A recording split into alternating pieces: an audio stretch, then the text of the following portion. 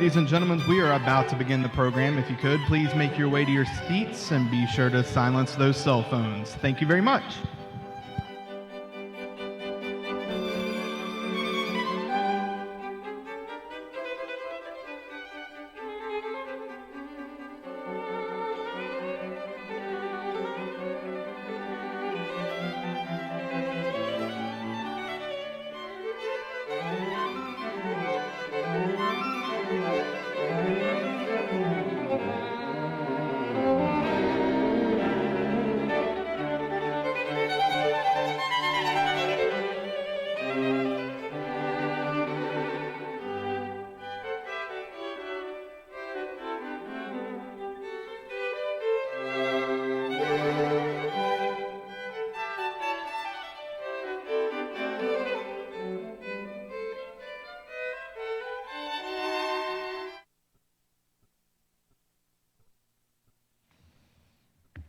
As everyone makes their way to the stage, I want to welcome everyone to the 45th annual, it's hard to believe 45 years, I say as if I've been here for all of them, Ohio Fire Service Hall of Fame and Fire Awards.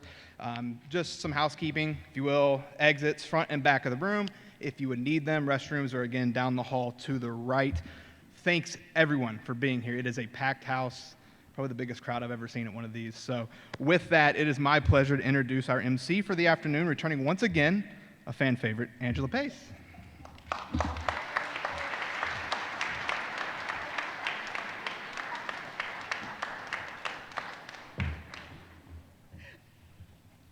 You hear that, Chief Reardon? I'm a fan favorite, baby. Whether you like it or not. Good afternoon, everybody. Say good afternoon, Angela. And welcome to the 45th Annual Ohio Fire Service Hall of Fame and Fire Awards, and I feel like I've been at every single one of them. I'm Angela Pace, and I am a huge fan of firefighters and EMTs, have been since my reporter days when I used to cover a whole lot of inflagrations, as we called them back then. And this is the fifth time, rather, that I have hosted this event. Chief Reardon is going to keep bringing me back until I get it right. But I always appreciate having the opportunity to honor our firefighters and EMTs at this very special ceremony.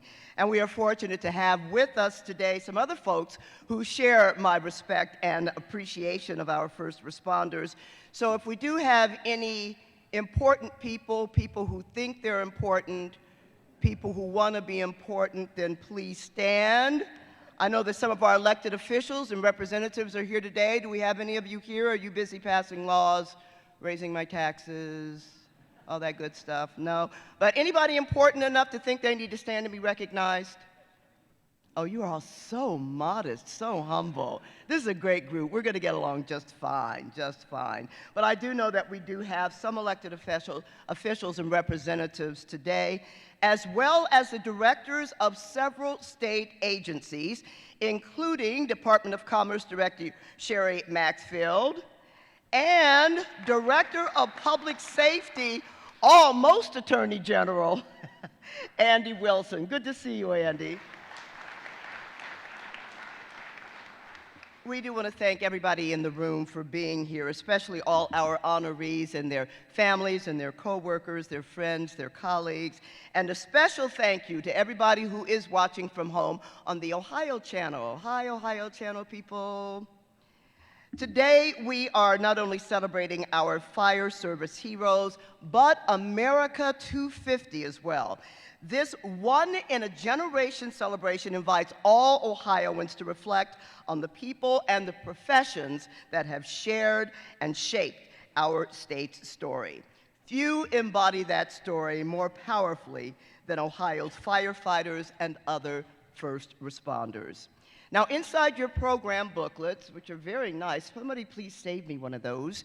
Inside your program booklets, you're going to find a commemorative Ohio America 250, or I said that backwards, America 250 Ohio bookmark, celebrating Ohio's legacy of leadership in public safety. Now, to begin our program, a few words of welcome from Ohio Fire Council Chief John W. Finley and Mark Machetta with the Emergency Medical Fire and Transportation Services Board. First up, Chief Finley. Chief.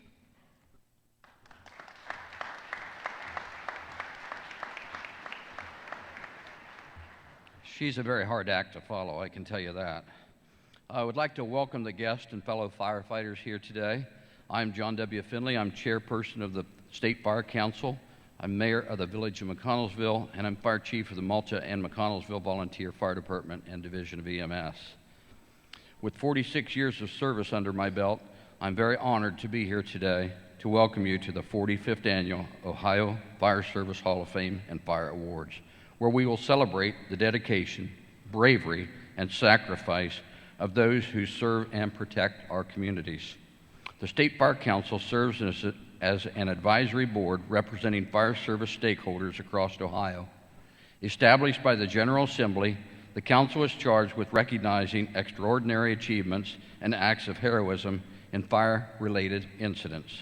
Our members, appointed by the Governor with Senate support, reflect a wide range of perspectives, including the fire service, local government, industry, and the public. Today, we honor the remarkable contributions of Ohio firefighters. These awards celebrate individuals who exemplify service, courage, leadership, and steadfast commitment to their communities. Their actions remind us of the very best of humanity and inspire all of us to hold ourselves to that same standard of dedication. Firefighters are our neighbors, our friends, and our family. Every day, they put their safety of others above their own, demonstrating true heroism. Their work is often quiet and unseen, but today, we ensure that they are recognized and deeply appreciated. Please join me in expressing our gratitude to all firefighters and in applauding the honorees of the Ohio 2026 Fire Service Hall of Fame Awards.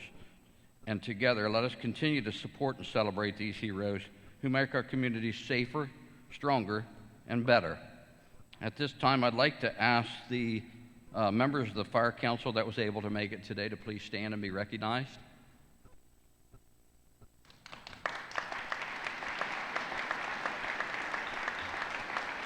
Thank you. It is now my pleasure to introduce Mark Machetta with the Emergency Medical, Fire, and Transportation Services Board.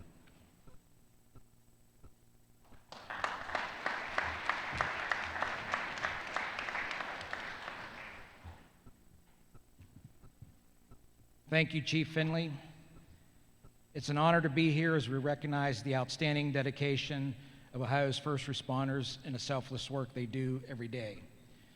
I serve on the State Board of Emergency Medical, Fire, and Transportation Services, where we are committed to ensuring that every EMS provider and firefighter has access to the training they need to provide Ohioans with top-notch care.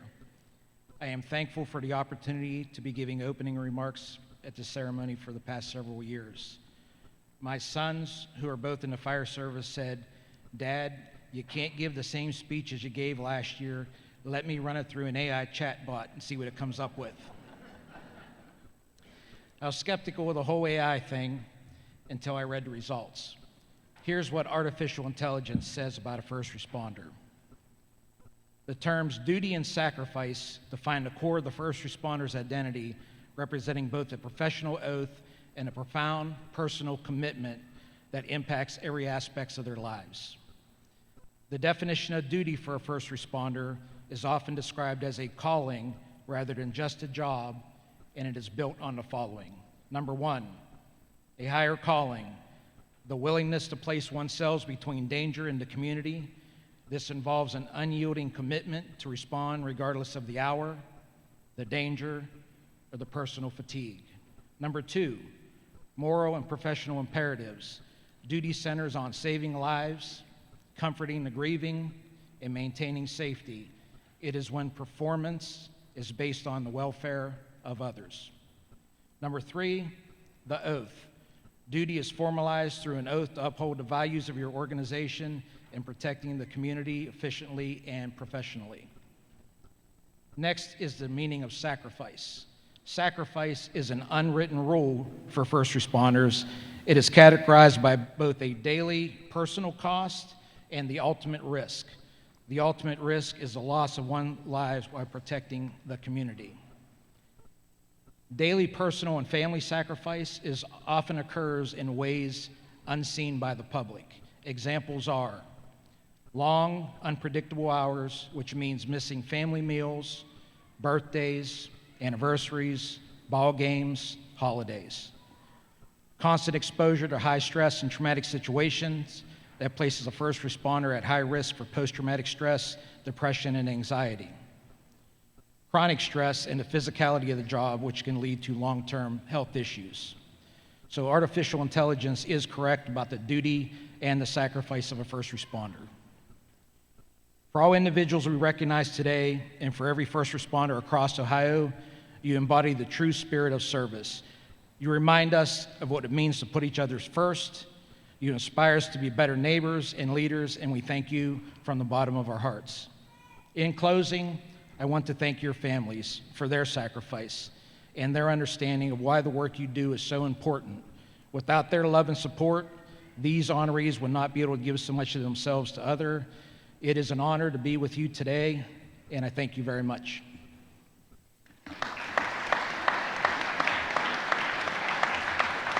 Thank you very much, gentlemen. Before we go on, I want to acknowledge our music makers over here, the Ohio Highway Patrol. Did I get that right? Ohio Highway Patrol Band, thank you so much for the lovely music. You guys entertain us every year, and you're great. And if and when I get married, you're playing at my reception, okay?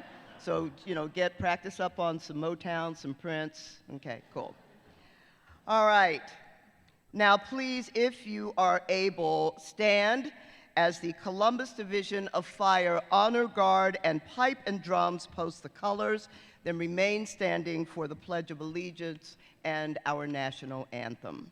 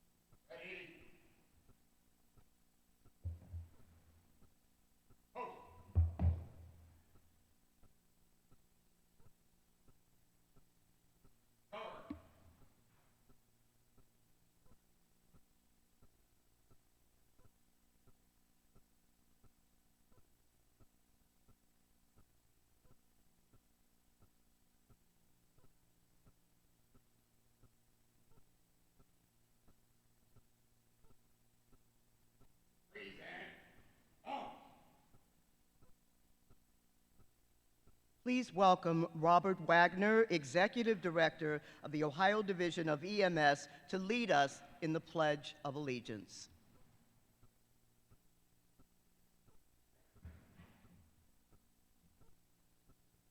I pledge allegiance to the flag of the United States of America and to the republic for which it stands, one nation, under God, indivisible, with liberty and justice for all. Thank you, Mr. Wagner. Sarah Settles, EMS Educator Coordinator at the Ohio Fire Academy, will perform our national anthem.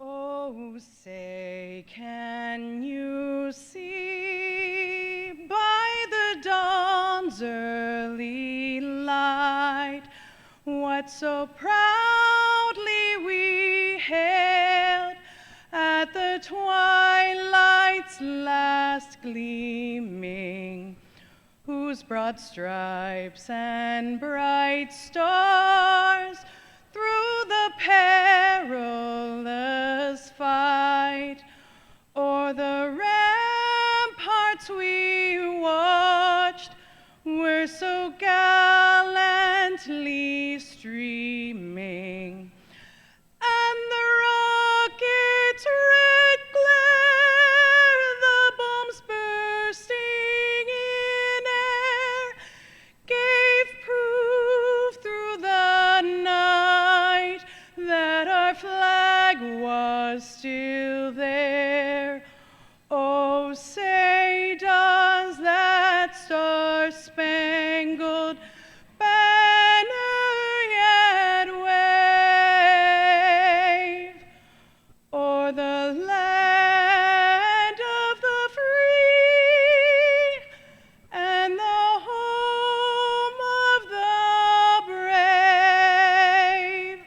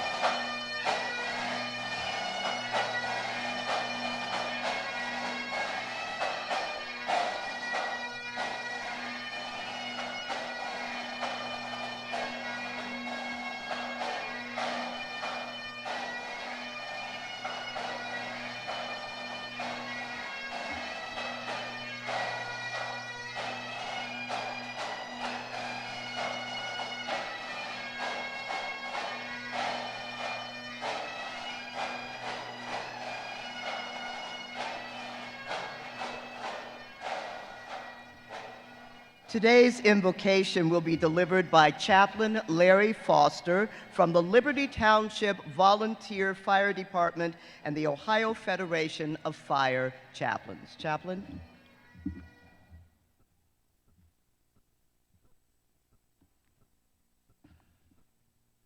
Please bow your heads with me. Join me in a word of prayer, in our prayer of invocation. Heavenly Father, we humbly ask your blessing upon this ceremony and what it represents. The service and sacrifice of so many in their care who care for your children. Please bless those who are honored this day for their service. Bless the families who serve in their own very singular fashion as they perform the duties of a support team for their loved ones. We pray, Lord, that as we go through these proceedings that we remember that it is you who calls us to serve. It is you who calls us to love, and it is you who calls us to follow you. We ask you to bless this time we spend together in Jesus' name. Amen.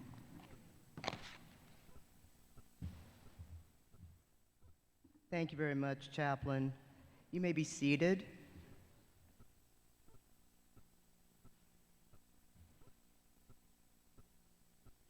Each year, we're reminded not only of the courage of our responders, but the weight carried by their families. We honor and remember those lost in the line of duty over the last year.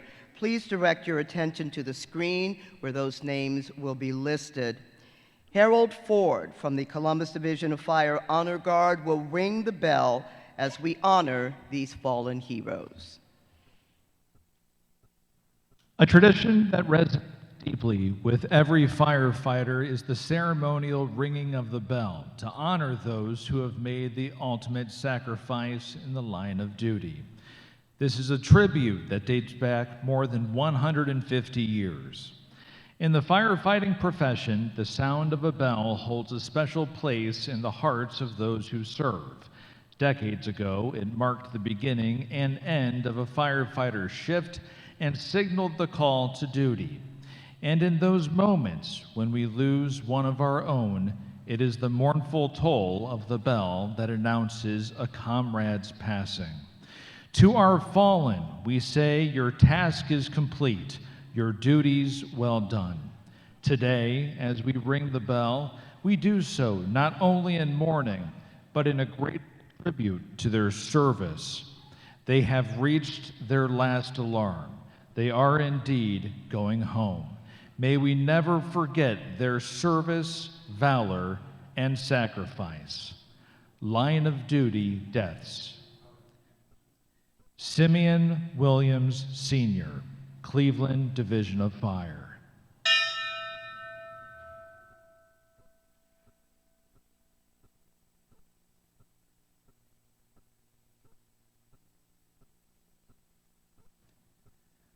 Douglas Thompson, Warren Township Volunteer Fire Department.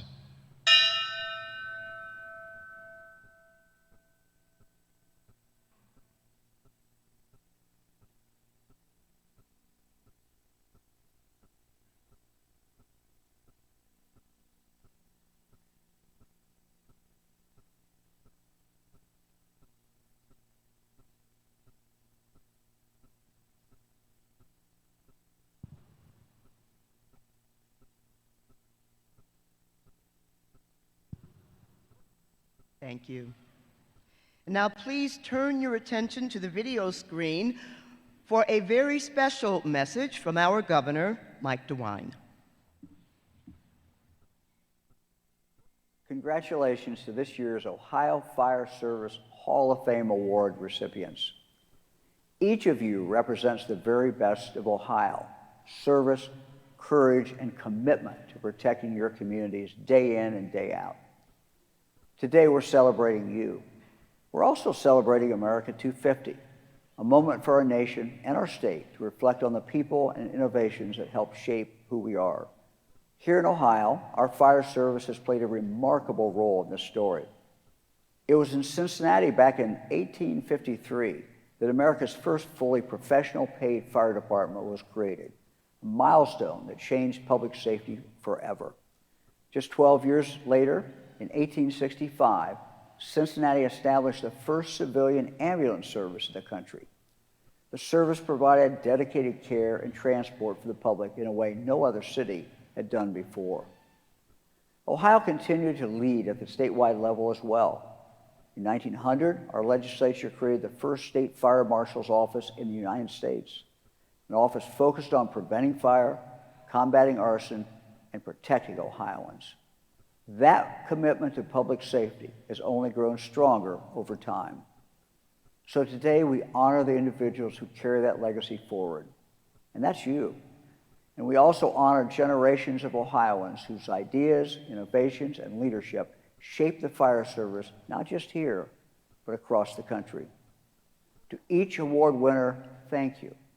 Your service keeps our communities safe, and your dedication ensures Ohio continues to lead. Fran and I are so grateful for all that you do. Congratulations and enjoy the celebration. Thank you very much, Governor. You could applaud. He'll hear it. Go ahead, applaud. Somebody will tell him, yes, Governor, they applauded you. So before we get to our individual awards, the reason you're all here, we're going to hear from a couple of other very important people. First, we're going to hear from the Director of the Department of Public Safety for at least another hour and a half, Andy Wilson. And then after Director Wilson, we'll hear from my very favorite Ohio State Fire Marshal, Kevin Reardon. Director?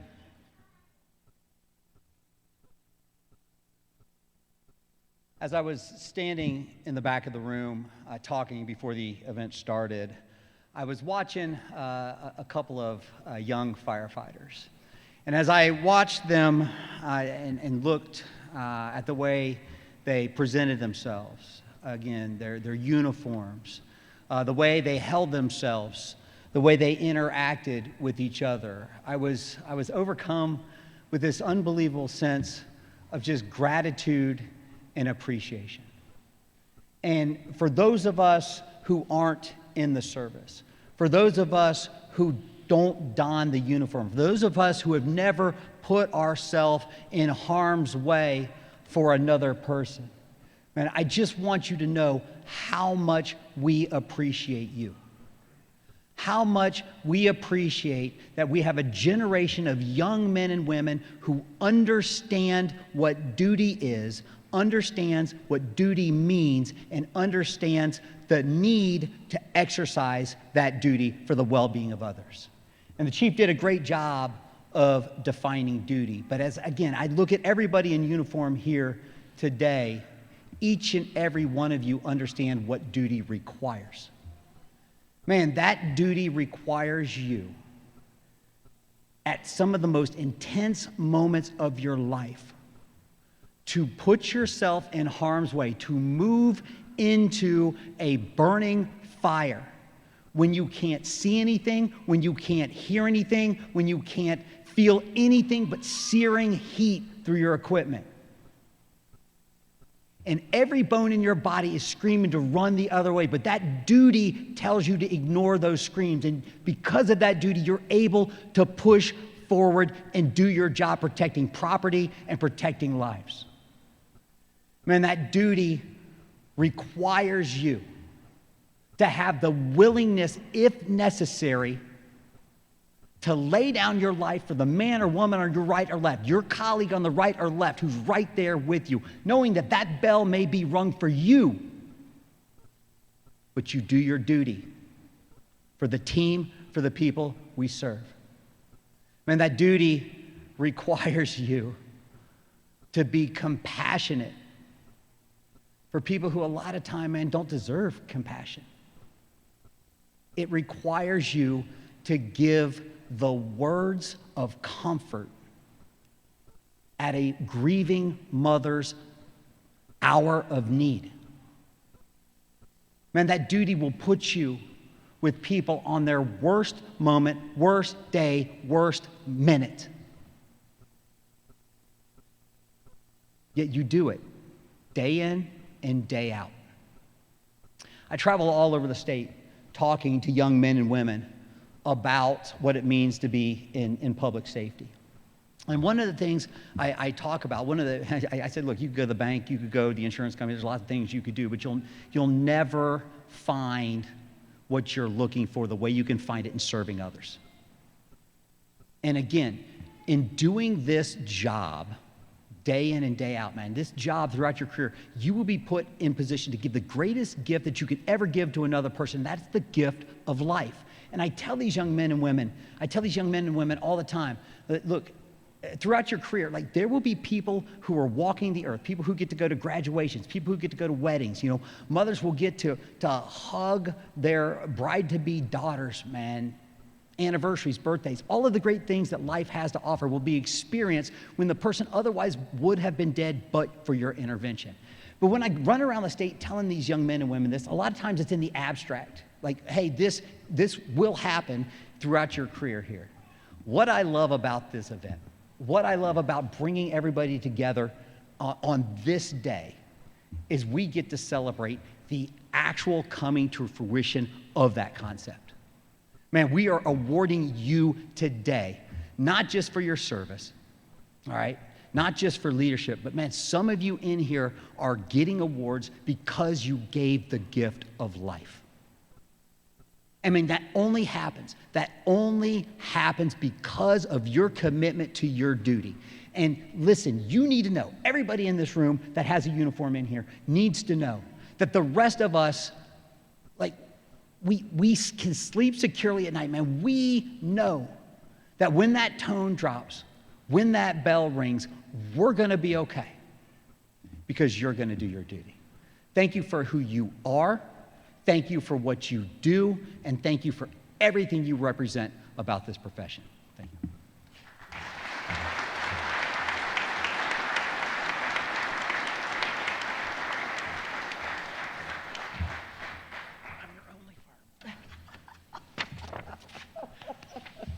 I just reminded Angela I'm her only fire marshal. So, thank you so much. Welcome to the 2026 Ohio Fire Service Hall of Fame and Fire Awards ceremony. It truly is an honor to stand before you today as we take time to recognize some very special people that have made a difference in the lives of Ohioans. I'd also like to thank the Director of Commerce, Sherry Maxfield, for being with us today and for helping to celebrate this special occasion, and also for being an outstanding advocate for those who serve our communities in the fire and EMS service. So thank you, Director.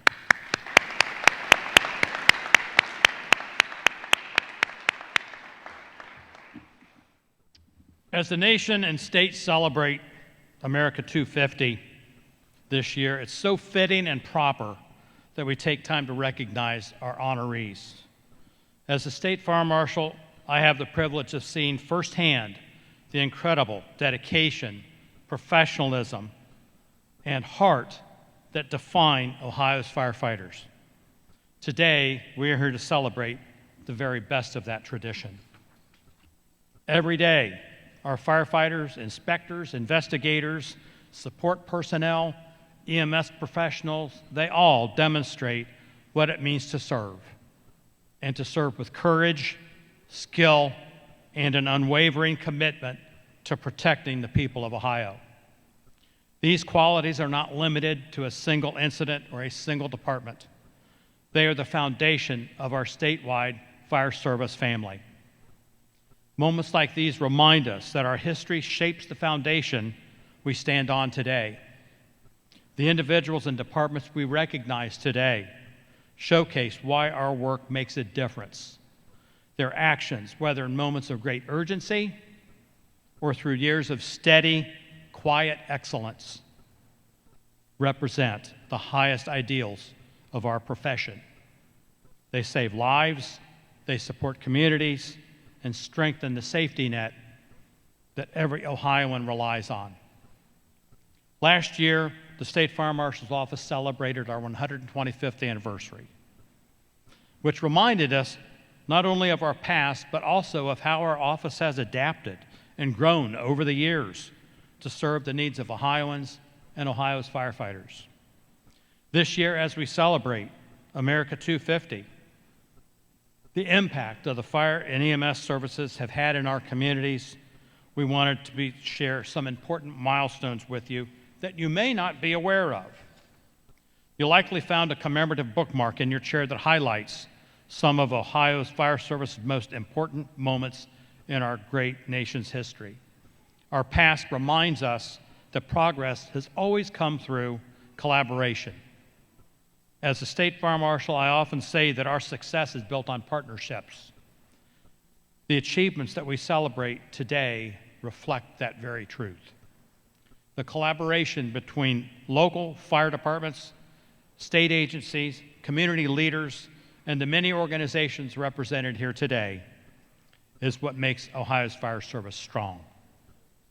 We are always at our best when we stand together. But even with strong partnerships, we know that our profession continues to face real challenges. Among them are the growing operating budget difficulties in every corner of the state, staffing issues, especially with volunteer fire departments, aging apparatus, an aging workforce, aging facilities. All of these are challenges that will try to help get us to a point where we keep moving forward and overcome them as best as we can. All of us need to continue our work in these critical areas because the lives of Ohioans depend on it. The State Fire Marshal's Office is here to help when and where we can. Most of you have participated in one or more of our grant funding programs. We have made tremendous strides as a result of our grant funding programs. It was just last week I was visited by the chief of the Liberty Township Fire Department and the assistant chief of the Liberty Township Fire Department from Jackson County. They drove all the way to Reynoldsburg to present the State Fire Marshal's Office with a plaque thanking us for helping them transition to the Marks radio system with our grant program. That is just so notable, so notable. All that time just to say thank you. And they stressed many times they thanked us for what we do. We realize the fire service depends on these programs to help with not only radios, other equipment, acquisition problems, and resources that you need every day. While we are proud of this progress, there's an area of concern where more work is urgently needed. That is Ohio's fire fatality rate. Preliminary data from incident reports over the past year or so indicates that Ohio has the 5th highest fatality rate for fire victims in the nation, ahead of the state of California. That is a tremendous problem for us. Many Ohioans are dying in house fires that are predominantly preventable. This is something that should command our full attention. As a profession, we need to double down on fire safety education efforts wherever and whenever we have that opportunity. The focus on fire prevention is not a new one. Leaders in our field have warned of this for generations. FDNY Fire Chief Edward Coker once said, "There is no glory in battling a fire that could have been prevented." That statement was true as good as 100 years ago as it is today. The State Fire Marshal's Office is here to help spread this important messaging and education. We are proud to work with you to help reduce this tragic outcome that is happening in so many of Ohio's communities. Some time ago, I was asked the following question: what is the single most important thing we can do to save the lives of Ohioans from the dangers of fire? After I thought for a moment, my answer was this: the best thing we can do to save the lives of Ohioans is to have the best trained firefighters in every community throughout Ohio. The best trained firefighters. The investments that we're making on our campus by improving and expanding our firefighter training programs honor the legacy of those that we recognize and celebrate today. It also creates opportunities for the fire service leaders of tomorrow. We need to make sure that Ohio's firefighters have the best training available to them and the best possible opportunities for taking their training to Ohioans where they can make a difference every day. Many of you know that we've been working diligently to update our training facilities at the Ohio Fire Academy. This multi-million-dollar investment has led to the near completion of a 5-story state-of-the-art live fire training center and a 5-story state-of-the-art search and rescue tower.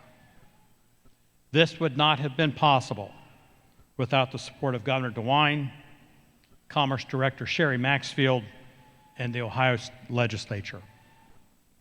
This investment will help Ohio's firefighters become better prepared to serve our communities for decades to come. Ohioans deserve the best trained firefighters, and that's what we need to deliver. The firefighters we recognize today at this special event have displayed exceptional courage, exceptional leadership, and deep commitment. They embody the very highest standards of the fire and EMS service. And they also remind us of why this work makes a difference in the lives of Ohioans. Events like this also offer a chance to pause and reflect on what this work has meant to me personally. Serving as a State Fire Marshal and standing here each year and offering these opening comments to the men and women who excel in our profession has been one of the greatest privileges of my professional life. Serving as State Fire Marshal itself has given me a front row seat to see the courage, the dedication, and professionalism that defines Ohio's fire service every day. I'm deeply grateful for the opportunity to work alongside so many exceptional leaders, departments, and partners across the state. Working together, we have accomplished some very great things. I've also had the chance to work with the best, most talented team of professionals at the State Fire Marshal's office that any State Fire Marshal in this country would love to have. I've got the best team. We've got the best team. This work has been a great deal to me and to my family, and I'm thankful every day for the trust placed in our office and in the mission that we will carry forward together. It's hard to adequately describe how much being the State Fire Marshal has meant to me and my family. The fire service has been my life for a little more than 45 years. This would not have been possible without the support of my family, who, like all of you, have sacrificed much. Today, my son and daughter are here, and to you, I want to say thank you for your sacrifices. I love you both very much. As we get ready to hand out our awards to our honorees, I want to thank you. Your service makes a difference. Your example inspires others. Your dedication reminds us all of why this work is so important. And to the families and loved ones that are here who support those who serve, thank you. Thank you for your sacrifice and for sharing your loved ones with the very communities that need them so badly. To the entire Ohio Fire Service, I am proud to serve along you. It is a privilege and honor to support your mission and to work every day to ensure that you have the tools, the training, and the necessary resources that you need to help save the lives of Ohioans. Please join me in celebrating the achievements of our honorees as we take time to reflect on the importance of supporting the firefighting family as they respond to the needs of their communities with unwavering integrity, courage, and commitment. Congratulations to our honorees. Your accomplishments reflect the best of who we are. Thank you.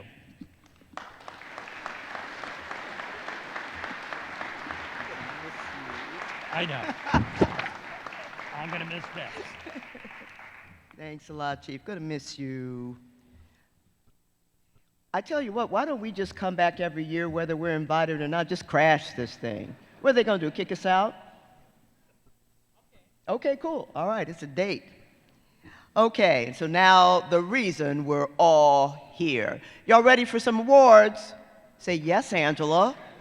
Thank you. All right, then let's get to it to honor our 2026 Ohio Fire Service Hall of Fame award winners and honorees. We're going to show a brief video that tells their stories, and then after each video, we want the honorees to come up and join us on stage to get your awards and to have your photos taken. The first award is the Ohio Fire Service Valor Award, which is given to members of the Ohio Fire Service who, at great personal risk to themselves, are credited with directly saving or attempting to save a life during an emergency situation above and beyond the call of duty. Today, we are recognizing 12 individuals with a Fire Service Valor Award. The first award goes to Tyler Bauman, Cody Cooper, Will Lawson, Tyler King, Jared Ryan, and Nick Woolover with the Springfield Fire Rescue Division. When responding to a house fire last December, this group made a valiant effort to rescue 2 young children who were trapped inside a burning home. Even though ceilings were collapsing around them, fire was advancing quickly, and they had no established hose line.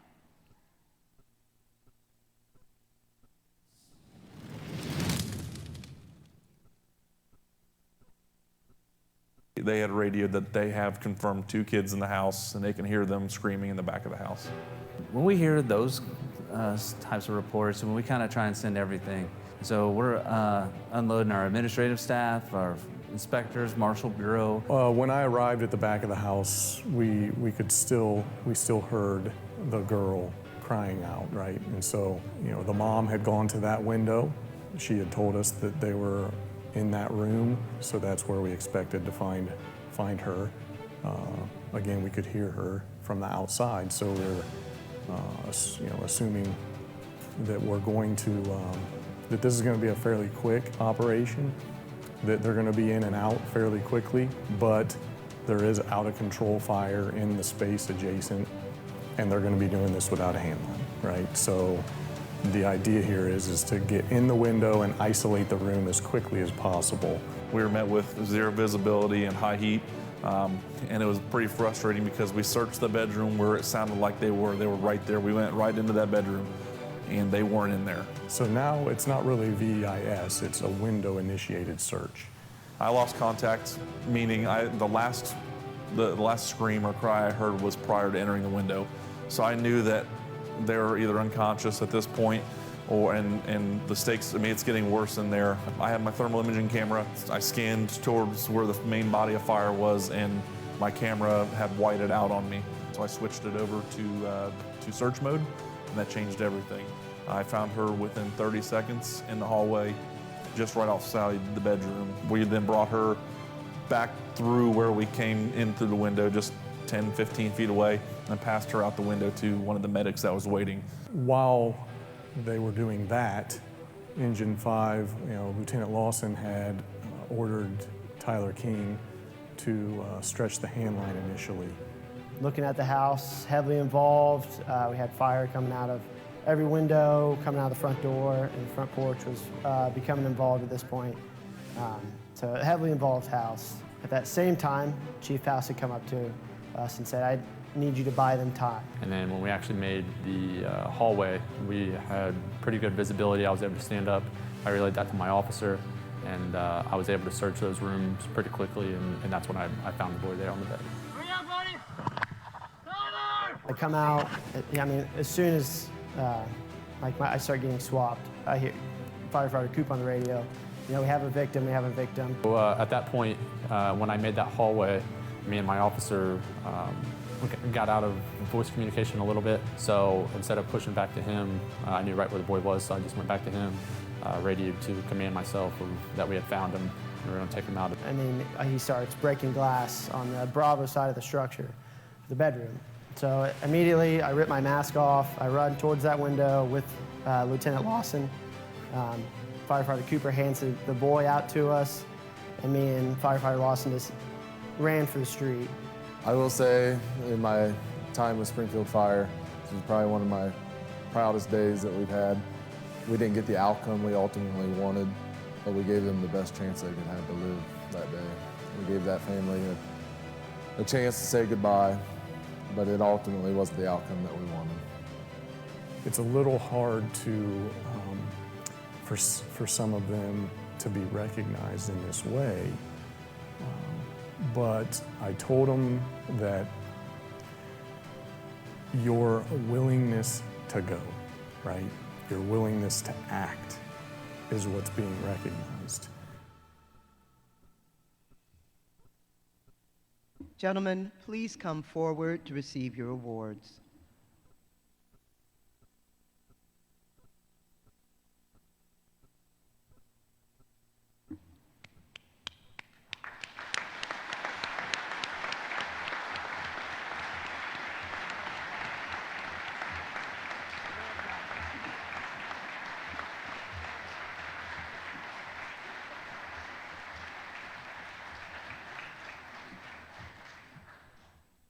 Tyler Bauman, Cody Cooper, Will Lawson, Tyler King, Jared Ryan, and Nick Willover with the Springfield Fire Rescue Division.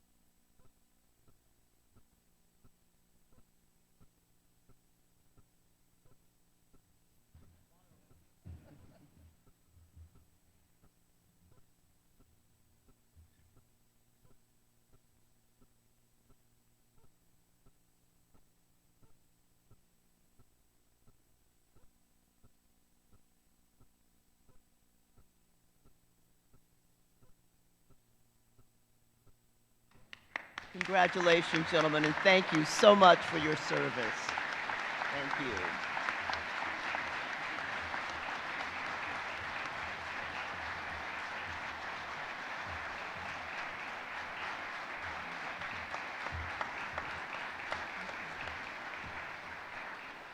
Our next Valor Award goes to Kevin Falvey, Gary Reed, Matt Watson, Christopher Young, Ryan Jarek, and Kyle Frieberhauser with the Paynesville Township and Paynesville City Fire Departments. Last September, while facing heavy fire, blocked entry points, and zero visibility, these individuals worked together to save the life of a woman trapped inside a burning home.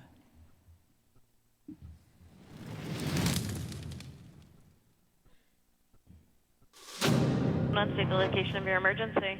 Yes, I need a fire. There's a fire at 975. It's right past the next door neighbors. Okay, so there's a fire in the house? Yes, and there's people in there. We're trying to get her out now. She's disabled. Please hurry.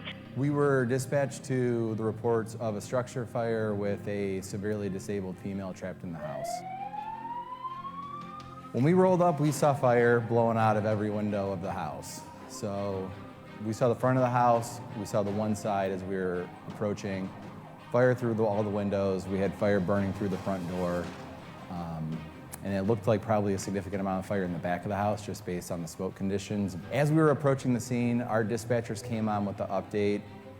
Just before we got to the house, they advised us that she was still indeed trapped and that they believed her to be in a front bedroom of the house. Which room of the house is she in? She's in the front bedroom. Two of our guys, Matt and Gary, took a hand line to the front door. That's where we're gonna be going in. As I got to the front door, Matt was already at the door with the hand line. He opened up and started throwing water into the only window that we could see in the front of the house, which we were hoping was the bedroom. As we entered the house, we were met with flames in the living room. I tried to take a step, but the heat was just so hot, and I couldn't see anything, so it took me down to a knee pretty instantly. So I just started crawling with the line, and zero visibility, and just kind of followed the left wall, knowing that she was in that left room. We had a lot of fire in the hallway. As we extinguished that, we were able to find the door to the bedroom. The fire was overhead when we got there. It was extinguished in that room by the time we made advancements to it. Right when I made it to the door and just pushed it open, I could see her. She was face down. We didn't know at that point what her condition was. Matt made entry into the room, flipped her over, found her to be unresponsive but breathing. There was a bunch of furniture, like dresser was in front of her. We had to move out of the way.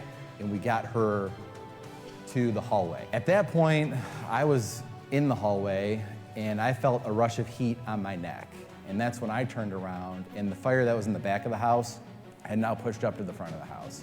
So that fire was on top of us now. I turned around, grabbed the hose line, and started knocking that fire back off of us. Just to buy us time, because it was still to the point we couldn't stand or see So we just took an extra second and just tried to make the environment as livable as possible. I got to the point where I was thinking to myself, how are we going to get her out of here? Because it was feeling like we were in there for a while. We jogged up to the front of the house where incident commander was at, and he basically just told us, I need hands inside, follow the hose line in, they need help getting somebody out. That is when Young and Jared from the city crawled into our position essentially out of nowhere, and yeah, they were a sight for sore eyes. We would not have been able to do what we did without Painesville City. Like we were trying our best, but it just felt like we were in there for, I mean, I don't know how long we were in there, but it feels like an hour. It was readily apparent that they had to fight their way in just to get to the position that they were in. What Kevin and Matt did that day was extraordinary, along with the assistance from the guys from Painesville City Fire Department. Like you hear stories, people go 30, 40 years in the service and never even hear of people who done it. So just super blessed that the outcome came out the way it did. Situations like that just keep me coming in the door happy and ready to work. I mean, that's what I'm here to do. I can count on one hand the number of true rescues that we have had out of fires. And these guys responded in a way that made me very proud as an officer. Gentlemen, please come to the stage to receive your awards.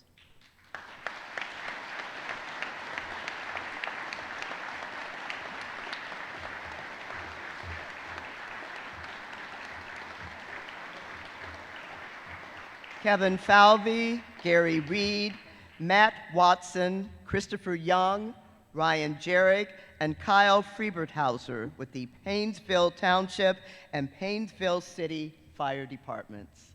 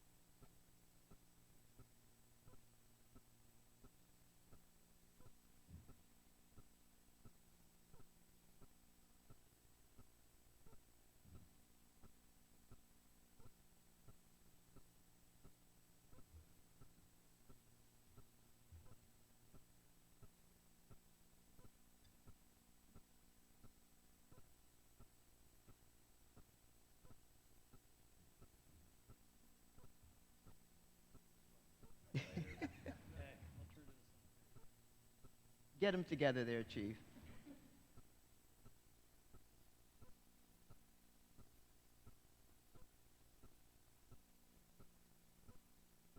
Congratulations, gentlemen.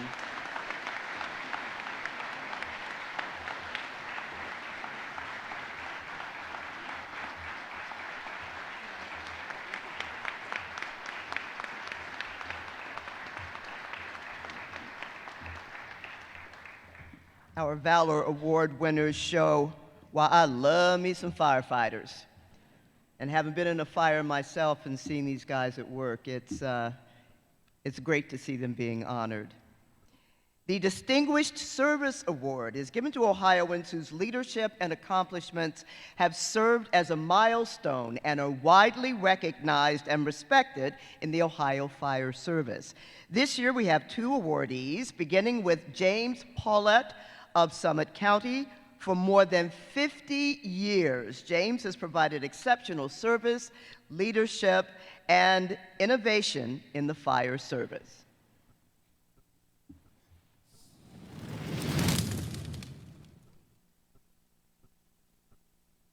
I started in the fire service as a volunteer with the Bath Fire Department in 1973. Went full-time in 1976.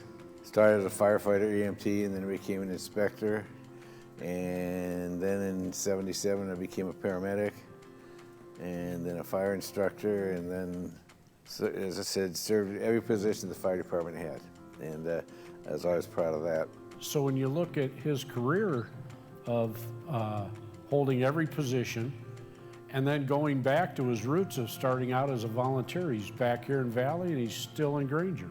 and he's still doing it today. When I first started full-time, at nighttime I was the only one at the fire station. And put out the call and take off and just rely on people getting there. And they always did. I never had one where they didn't. I thought I knew what I was getting into. I think a lot of our dates were surrounded by a television on Saturday night watching Emergency. I've known him about all my life. He grew up at the end of the street for me, and really, when I graduated from high school, Jim was a driving force that made me join the fire service. When you look at Bath Fire over its started in 1945, and you look at the Paulette family as his dad being chief and then him becoming chief, you know, that it's just an iconic set of people that were involved in that whole process. And of course, he was a major force and driving force there. He was the inspector for all of Bath Township, where they were building a lot of buildings. So he was a leading force in that and a lot of the fire code. When he became chief, he was a member of the Summit County Special Operations Management Board that oversaw all the special operation teams, such as hazmat and dive. Jim was an avid diver when he started out. He dove on many rescues and trainings and all that stuff. He was a fire instructor, taught basic fire training courses, advanced fire courses. I had probably just a wonderful career. It's something I dreamed about doing from the time I was a kid, and the opportunities were just boundless. If you want to be a firefighter, paramedic at a fire station, you can do that for your whole life. If you want to go into training, you can do that. If you want to go to instructing, you can do that. You can become an arson investigator, a teacher. There's so many different avenues that are open to you, but you kind of have to go and grab them. We're very proud of Jim. He's always has a can-do attitude. He'd do anything for anybody, but it's just not close friends. It's anybody in the community. Ladies and gentlemen, the very early Chief James Paulette. Now go out there. I know.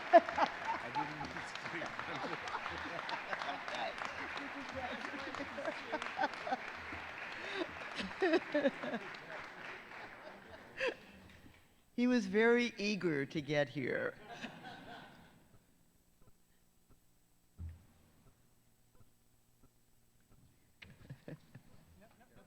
No, now you want to get off the stage. Stand there until I tell you it's time for you to go. There you go.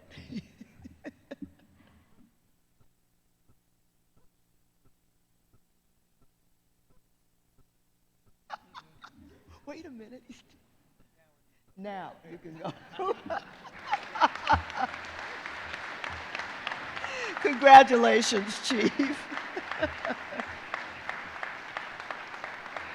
Oh. Our next Distinguished Service Award recipient is Roger Sansom. For nearly 5 decades, Roger has provided dedicated service and leadership in the Ohio Fire Service and Mogadore community.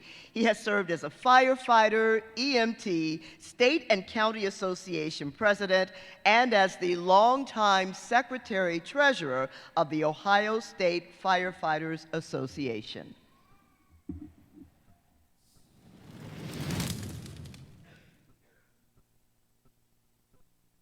Roger has a passion to push people along and get things done, and he's just a pleasure to work with, and I'm still working with Roger on projects almost 50 years later at a state level with the Ohio State Firefighters Association.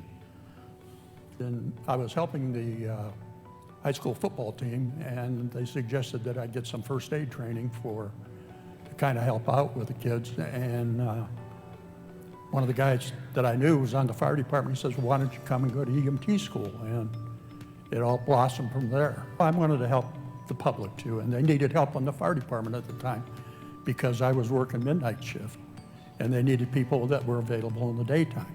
I got active in the Summit County Firefighters Association, which led to the Ohio State Firefighters Association. And then I got appointed by 3 different governors to the State Fire Commission. And I was happy to serve because I was really interested in public service.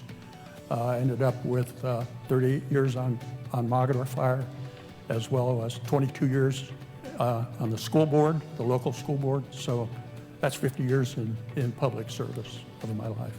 You know, he's put in basically his whole adult life into public service, and it's for the betterment of people not only in this county, but everywhere around the state. I grew up here, my kids grew up here, my grandkids grew up here, so it's in our family. I can remember the plectron going off in the house.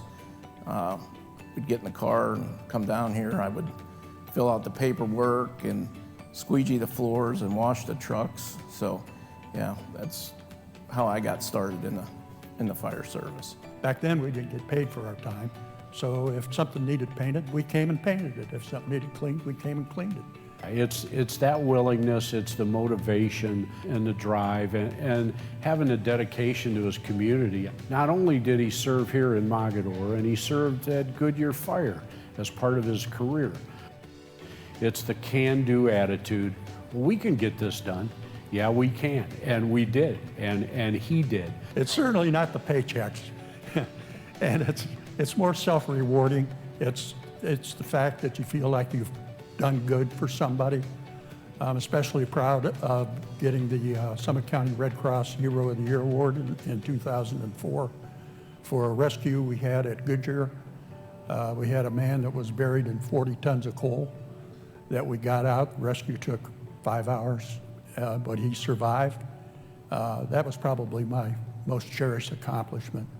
He's probably doing more work now on fire-related issues for the state of Ohio than he did before. So yeah, very deserving. Roger Sansom, please come up to receive your award.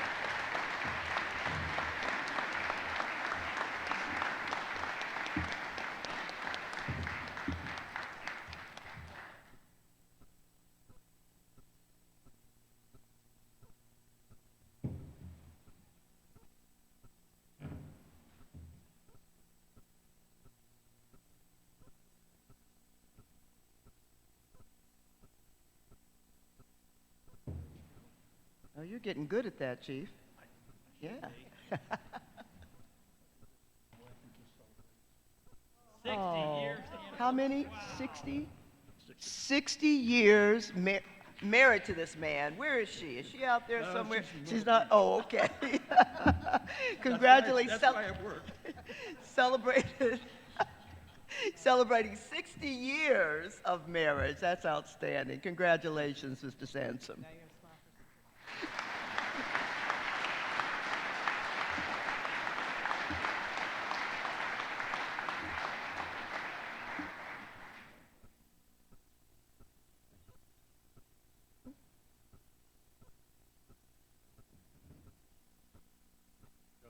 Yes, you may go now. Oh, I love bossing men around. Soothes my soul. Congratulations. Each year, the Ohio Fire Service Instructor of the Year Award honors a fire service instructor who has demonstrated outstanding teaching characteristics and has made a major impact on fire education. This year's recipient is Michael Fearing. Let's take a look at how he's making a difference in Lake County and beyond.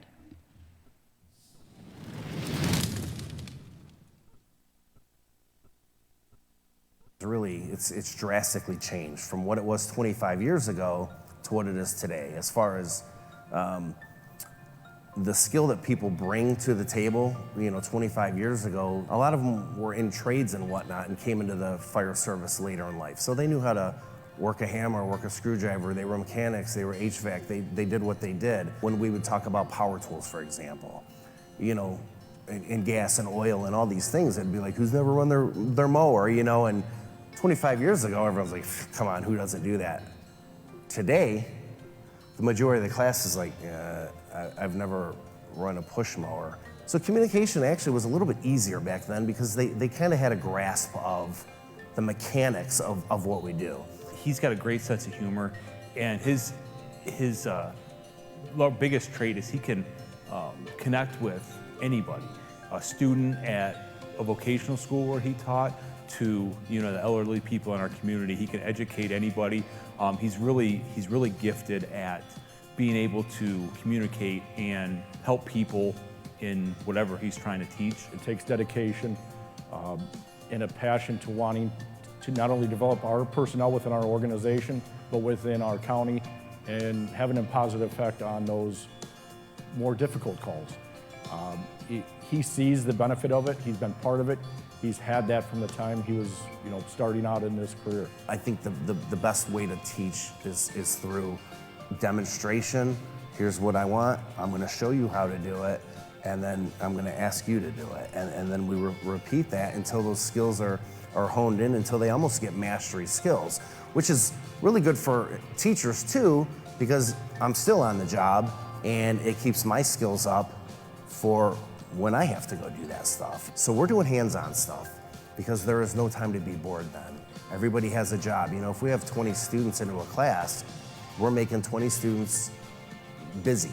I'm training these guys that someday they might be pulling me out of the basement or saving me. So I need to make sure that they know what they're doing. You've got to have that commitment and passion. It's sometimes a thankless job being an instructor or our officer that is in charge of training here. He leads the technical rescue team for the county. It takes a lot of work. So he's into the ropes and the high angle stuff, the rappelling. He's excellent at that. He's pulling resources from other departments, and he's taken that initiative to reach out and pull the training together and get the chiefs to buy into the programs, and he's done a great job of it. So he's truly an asset, not only to our department, but the whole region. Proud to have him here, and that's it's a big thing. Ladies and gentlemen, please welcome Lieutenant Michael Fearing, Fire Service Instructor of the Year.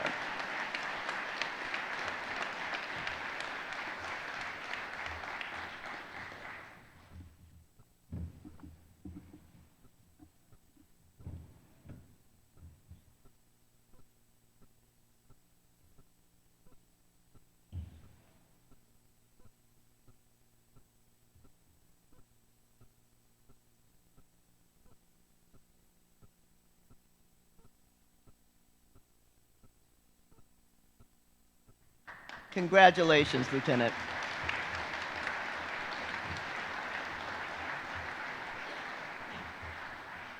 The Ohio Fire Prevention Educator of the Year Award honors a fire prevention educator who has shown innovative and outstanding teaching characteristics and has made a major impact on the field of fire prevention. This year's recipient is Jason Wilkins with the Findlay Fire Department.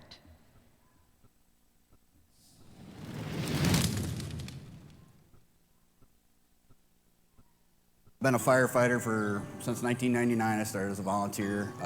My uncle got me into it, and when I went on my first fire, I was like, man, I could get paid to do this. So I was like any other young firefighter. I wanted the fires to happen. I wanted to be the one on the nozzle kicking down the door. And then I myself, my brother passed away in a fire, and I saw the effects of what happened with my family and how I felt, and I didn't want that to ever happen to anybody, which is obviously a pipe dream. We're always gonna have fires. But I want to do my best to keep that from happening to other people. So when this job came open to be an inspector and do the fire safety, I was like, this is my gig. We had talked, he had identified a risk population in the Findlay region, and basically that was those that were older than 55. He's like, okay, well, get your local senior citizen agency on aging, which is 50 North. I was already in with them. Okay, you gotta get the American Red Cross. I'm already in with them. So it was really very seamless. It was just basically a matter of getting everybody together, having a meeting, saying this is what we want to do. So part of that program is they go out and they do these surveys to identify a risk. And in that, they find out, do they have working smoke alarms? And then do they want a home fire safety visit? And then do they want the fire department to come out and install smoke alarms in their home? So him, Todd James from American Red Cross, myself, and then also people from 50 North all met in this meeting, and we kind of discussed this program. And so by the time that I got back to my field office, which is probably an hour and a half away, I was already getting emails back. Our home fire campaign is all about getting working smoke alarms in people's homes. We install them free. There's no income guidelines. It's just if anybody needs them, we're going to go out and do that. And we work with a lot of fire departments who help take on the task of doing the installation for us so we can answer all the requests. He's a very motivated individual, I would say. So he is great for his position because it does take a motivated person in those positions. When it kind of dried up there at 50 North, I started trying to find places, where do old folks hang out? Well, I'm a veteran. Every time I go to the AMVETS or the VFW, it's all an older group, so I started going there.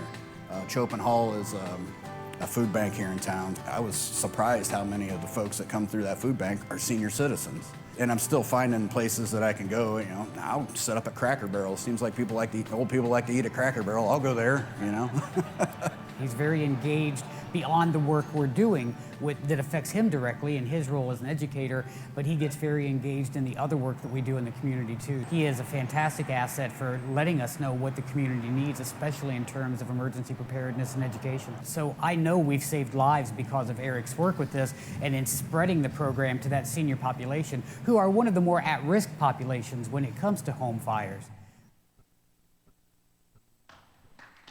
Ladies and gentlemen, Jason Wilkins, Ohio Fire Prevention Educator of the Year.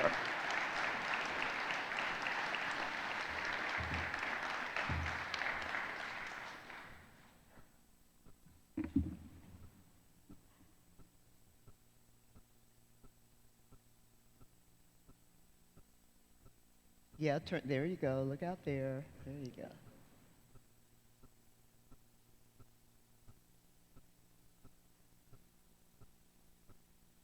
And Jason, you want to know where the old folks hang out? Just follow me around for a couple of days. You'll find out. Congratulations.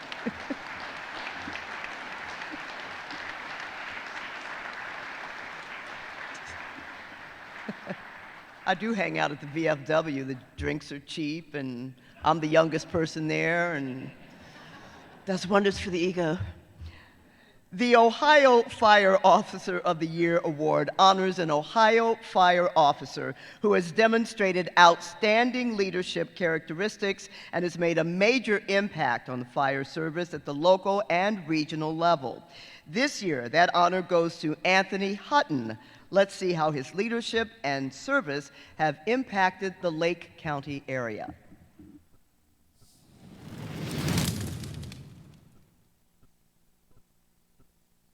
Spent a lot of time starting out with EMS back in my early days.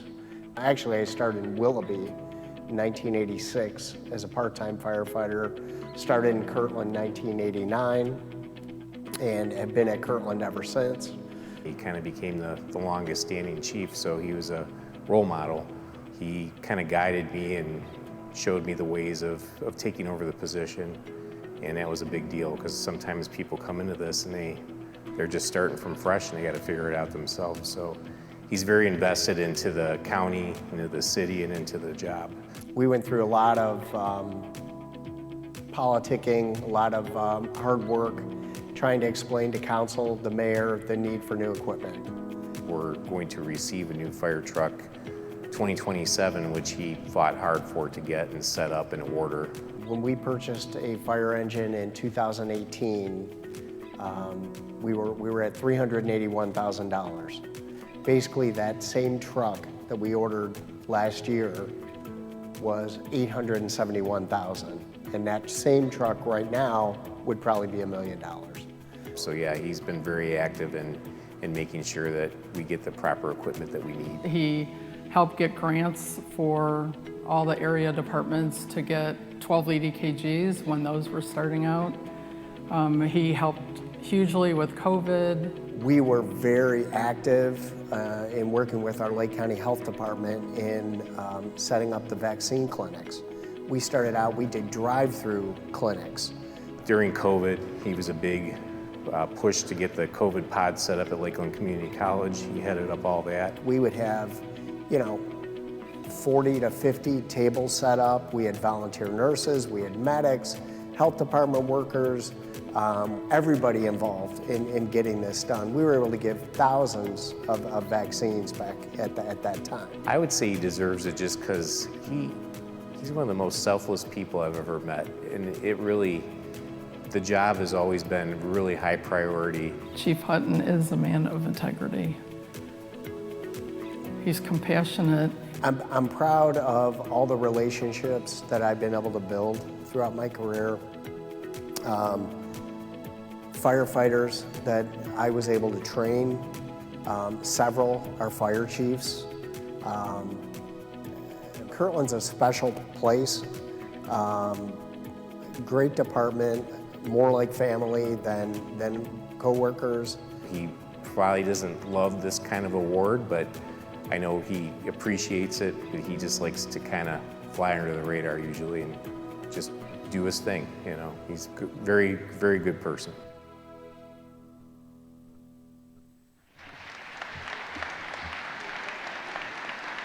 Chief Anthony Hutton, please come forward and accept your Fire Officer of the Year award.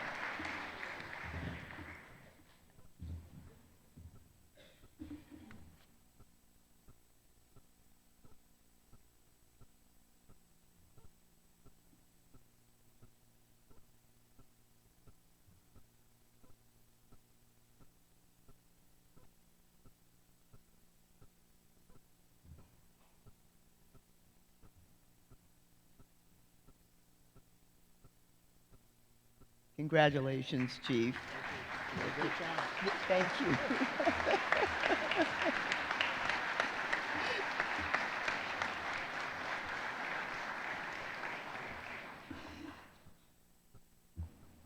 We'll just let him kiss everybody in the front row and then go on back to his seat. Yeah.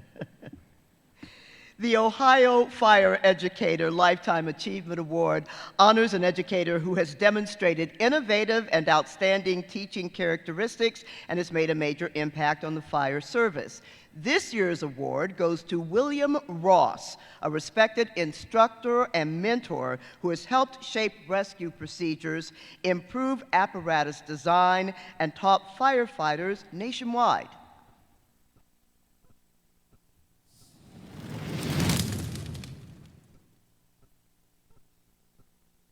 I thought that training new firefighters would be something that I could do for a good long time. You get them in their earliest stage of, you know, what did I get myself into in the fire service? Sometimes you have that moment, like, what am I doing? And then as they evolve, you watch them develop to where you don't have to show them step by step. You see the light bulb come on, like a lot of people say, and that's what's satisfying, is when they finally are leaving the State Fire Academy or graduating our training academy, they are ready to go to work, and you had a part of that. He was blessed to go to Station 2 right out of the academy in downtown Columbus. And he was surrounded by great firefighters with tons of experience, tons of respect, that were all leaders in the fire service, mostly in training. They all worked at Ohio Fire Academy and then are their own academy and other places throughout the state. It was natural for Billy to go to training, and they led him to that because he had a knack for communicating. All right, forget it. You killed everybody. I should talk about Billy's patience. He was very patient with their students. He very rarely yelled at anybody. After Lieutenant Ross retired, I feel like I inherited all of his duties, which I have no idea how he kept up on all this stuff. I'm still reeling from just trying to catch up. But even in that, he's mentored me as he went out to take on some of his duties. I enjoyed being one of the people on the committee that not only was a good user, but over time, you got that knowledge of what is on the other side of the pump panel. And that made a huge difference in just our teaching when you had that depth of knowledge for the inside of the truck as well as the outside. I think it made you a better educator. He'll be sadly missed in that regard, but here in training, it's significant because Billy started out teaching the basics of basics, and then through the years became more advanced in his training, his teaching, and that's not easy to replace. We probably still talk about stuff, or I have questions or stories or something like that I'm hitting him with, just trying to bounce some more things off and see what he thinks and pick his brain on stuff, which I will probably always do that. So as long as he'll put up with me. I miss seeing the look on their faces in the classroom when we're talking about subjects and all of a sudden somebody gets it. I miss that part of it when you're delivering some deep subject matter and they go, oh, okay, I understand now. He, as a firefighter, did all the right things. He was a good student of being a firefighter. If you're a good student of firefighting, you'll be a good leader and a good teacher of firefighting. So that's what Billy was. Lieutenant William Ross, please come up and accept your Fire Educator Lifetime Achievement Award.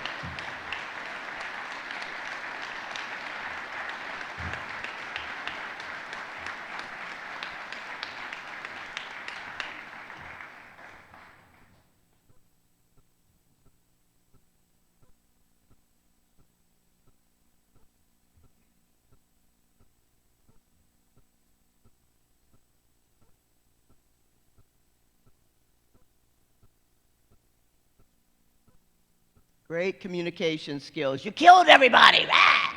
Yeah, way to sugarcoat it there, Lieutenant.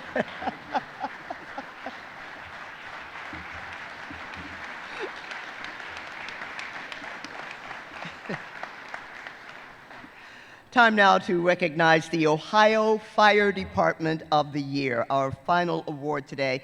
This award goes to an Ohio Fire Department that demonstrates outstanding teaching characteristics and has made a major impact on fire education in their community and department. This year, the Ohio Fire Department of the Year award goes to the Springfield Fire Rescue Division.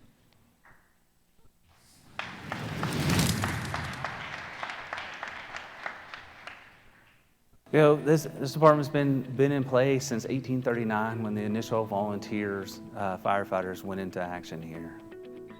To the 1850s when we became a city. Shortly thereafter became a full-time fire department. You know, this department has seen exponential growth in responses. If we go back 15 years, right, they're doing 9,800 calls with 130 personnel. As of 2025, we're doing, you know, just 19,850 runs with 130 personnel. We're still seeing the fire volume on top of this growing EMS volume that we're having. So we built, in the last 2.5 years, 3 new fire stations, and every one of them have been with some type of collaboration. Fire Station 8 was our first one. We collaborated with Clark State College for their fire academy. We collaborated with our police division. And so when we built that station, we also built a police substation in it. And then lastly, at Station 5, which we just recently opened, we collaborated with a volunteer organization of Box 27. Our last station before that was built in 1981. So it had been quite some time. We've been able to invest. We certainly had a lot of deferred maintenance for a number of years. I think that the community is very supportive of our fire department.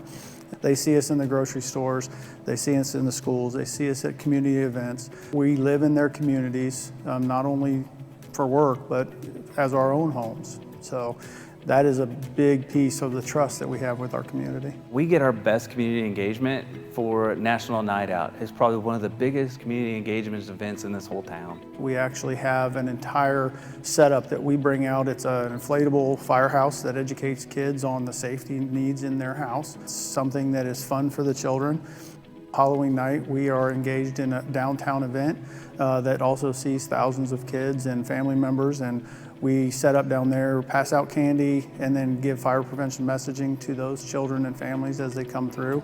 Allow them to look at our trucks, get familiar with our fire service and our people. And lastly, our Holiday in the City. We do the tree lighting event, we have fireworks, we have vendors that come out, and we have a significant number of children and parents that are out there ready to enjoy that environment. and we get center stage. Well, we deliver Santa Claus in the bucket of our ladder truck, raise him up, and he turns the lights on for the tree. We want to be able to engage with our community members because oftentimes we are working with our community members when they're facing one of their most difficult and challenging times of life. Men and women of Springfield Fire Rescue Division is just unbelievable. It's just from the heart and the grit of these members here when they're on shift, just taking 50 to 60 runs a day and making it happen.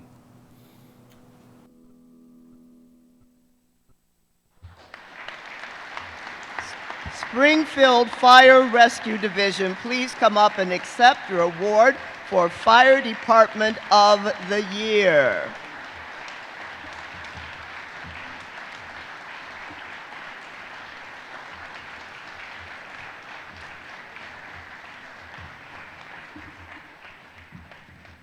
Ladies and gentlemen, the entire city of Springfield is taking the stage.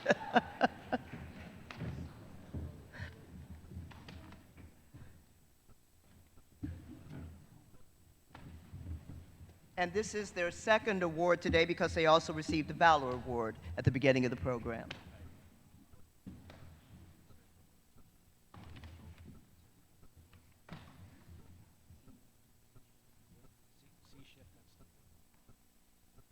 Somebody's actually working? Oh, yeah. Oh, okay. Good. That's nice to know. You guys got... I'll just move over here. There you go.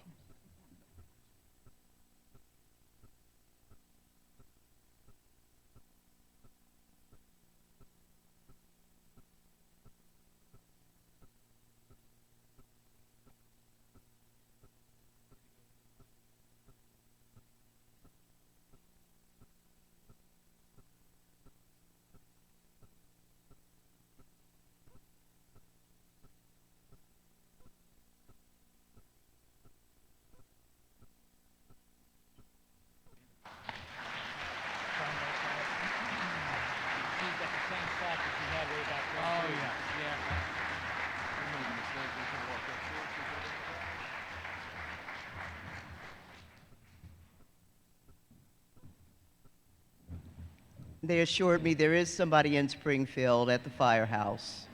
Yep. What is it? C-shift? Oh, oh, that was cold. That was real cold. But congratulations. Before we conclude today's ceremony, we want to recognize our two Fire Service Citizen Award winners. They were not able to attend today's event or share their stories, but we want to tell you about them anyway. Last August, Brandon Mahan courageously rescued 3 people from a burning home in Newark. As heavy smoke poured from the 2-story home, Brandon jumped into action, rescuing 2 children who were in need of help after escaping onto a porch roof. Moments later, family members told Brandon that an elderly man was still inside the home. Despite smoke, intense heat, and visible flames, Brandon went back into the house without any protective gear, found the elderly man, and dragged him outside to safety. Our second Citizen Award honoree, Kenneth Jordan, was working last March in Burlington when he heard cries for help coming from across the street. The cries were from a 57-year-old woman who was trapped inside a burning home. With no protective gear, Kenneth made his way into the home and pulled her to safety before emergency crews arrived. Kenneth suffered serious burns during the rescue, but despite his injuries, he remained focused on providing critical information to the first responders. We commend both these men for their courageous, life-saving actions. Their awards will be sent to them. So please, how about a round of applause for Brandon Mahan, Kenneth Jordan, and all of today's honorees.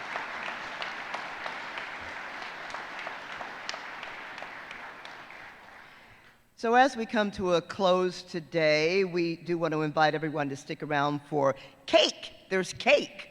Cake and fellowship with your fire service family. And at the end of the program, we want all the award winners to come up to stage for a group photo. Okay, where was my boy who was up here like an hour before he was supposed to get his award? There you go. After the program, come up with everybody else and have your pictures taken. At this time, Chaplain Larry Foster, please come up to deliver the benediction.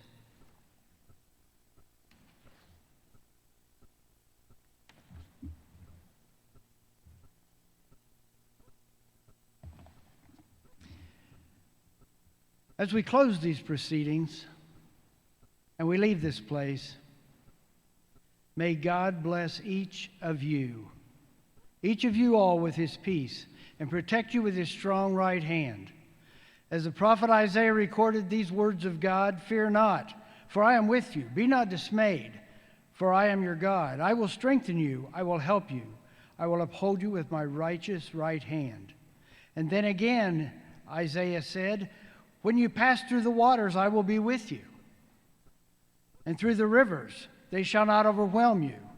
And when you walk through the fire, you shall not be burned, and the flame shall not consume you." Let us be strong and confident, relying on the one who is able to keep us, and not just us alone, but all those brother and sister first responders, wherever they may be right now. And remember these words from Deuteronomy: "It is the Lord who goes before you. He will be with you. He will not leave you or forsake you. Do not fear or be dismayed." God bless you as you go, and may God's blessing be upon each and every first responder. Amen. Thank you very much, Chaplain. And thanks to all of you for joining us in honoring these amazing heroes. And thank you to our heroes, because it's your dedication, your strength that keeps Ohio safe.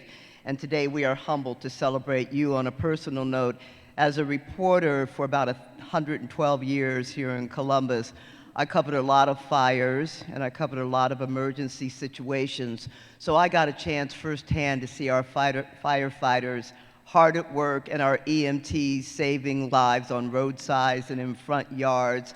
And as my old friend, we called him Dr. Fire, Bill Russell, who was at Station 8 on Long Street here in Columbus before he retired, he used to say, "Yeah, respect me. I'm the one running into a burning building when you're running out. Respect that." Yeah, Dr. Fire, we respect that. So for all of you who do everything that you can every day to keep us safe, I personally want to thank you. All right, go eat cake. Thanks for being here.